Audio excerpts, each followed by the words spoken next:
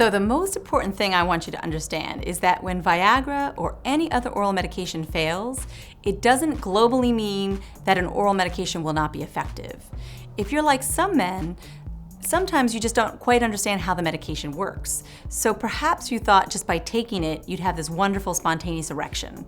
And sad to say, that's not how it works. You will need direct physical stimulation and you need to be getting aroused. One thing I know is anxiety hijacks or trumps medication or your general arousal response. So if you are feeling anxious about taking the medication or anxiety is a part of what is getting in the way of the quality of your arousal or erections to begin with, then you need to realize this pill will help, but you need to take some deep breath.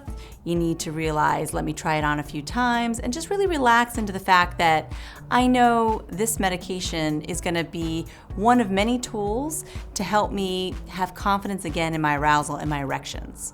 So I always say, try again, don't panic, and really think about both the physical and psychological stimulation that typically is part of your normal arousal response, and make sure that you're making time and room for foreplay and for enjoying your partner. We're not so focused on your erection because it's that focus that typically gets in the way of your arousal response. One thing to also consider is that with some of the oral medications, they are impacted by things like whether or not your stomach is empty or full. So if you just had a big heavy meal, you might notice that it's not as effective as it might otherwise be.